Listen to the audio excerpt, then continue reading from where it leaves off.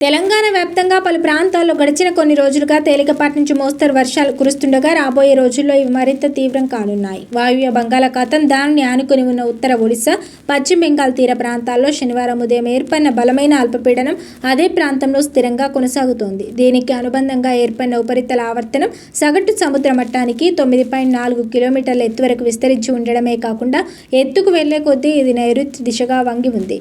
ఈ వాతావరణ పరిస్థితుల ప్రభావంతో రాగల 3 రోజుల్లో ఈ అల్పపీడనం పశ్చిమ వాయువ్య దిశగా కదులుతూ ఉత్తర ఒడిశా, ఉత్తర ఛత్తీస్గఢ్ మీదుగా పయనించే అవకాశం ఉందని హైదరాబాద్ వాతావరణ కేంద్రం స్పష్టం చేసింది. దీని ఫలితంగా రాబోయే 3-4 రోజుల్లో దేశవ్యాప్తంగా విస్తారంగా వానలు తంచుకొంటనున్నాయి. నేడు, రేపు జయశంకర్, భూపాలపల్లి, ములుగు, భద్రాద్రి కొత్తగూడెం, ఖమ్మం జిల్లాలలో భారీ నుంచి అతి భారీ వర్షాలు కురిసే అవకాశం ఉందని అంచనా వేసింది.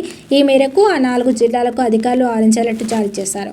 కేవలం వర్షాలే కాకుండా ఈ జిల్లాలో ఉరుములు మెరుపులతో పాటు గంటకు 50-60 కిలోమీటర్ల వేగంతో బలమైన ఈదురుగాలు వీచే ప్రమాదం ఉందని హెచ్చరించారు. పిడుగులు పడే ముప్పు ఉన్నందున ప్రజలు, ముఖ్యంగా రైతులు, గొర్రెల కాపరులు చెట్ల కింద ఆశ్రయం పొందవద్దని, సురక్షిత ప్రాంతాల్లో ఉండాలని సూచించారు. లోతట్టు ప్రాంతాల ప్రజలు కూడా ముందస్తు జాగ్రత్తలు తీసుకోవాలన్నారు. మరోవైపు ఉత్తర, పశ్చిమ తెలంగాణ జిల్లాలపై కూడా ఈ అల్పపీడన ప్రభావం స్పష్టంగా కనిపిస్తోంది.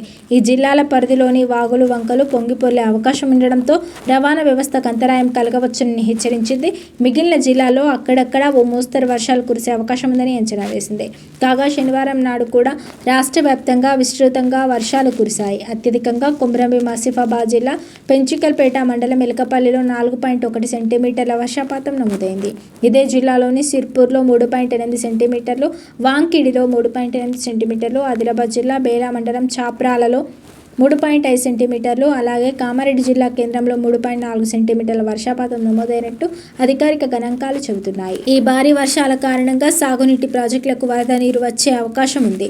గోదావరి, కృష్ణా నది పరివాహక ప్రాంతాల్లోని ఉపనదులు ఉధృతంగా ప్రవహించే ఆస్కారం ఉండడంతో నీటిపారుదల శాఖ అధికారులు అప్రమత్తమయ్యారు. భారీ వర్షాల వల్ల విద్యుత్ స్తంభాలు కూలిపోవడం, చెట్లు విరిగిపోవడం వంటి సంఘటనలు జరిగే అవకాశం ఉన్నందున విద్యుత్ శాఖ సిబ్బందిని ఎమర్జెన్సీ సేవల కోసం సిద్ధంగా ఉంచారు. నగరాలు, పట్టణాల్లోని మున్సిపల్ అధికారులు డ్రైనేజీ వ్యవస్థలను నిరంతరం పర్యవేక్షిస్తున్నారు. ప్రయాణాలు చేసేవారు వాతావరణ సూచనలను గమనించి అత్యవసరమైతే తప్ప బయటకు రాకూడదని ప్రభుత్వం విజ్ఞప్తి చేసింది.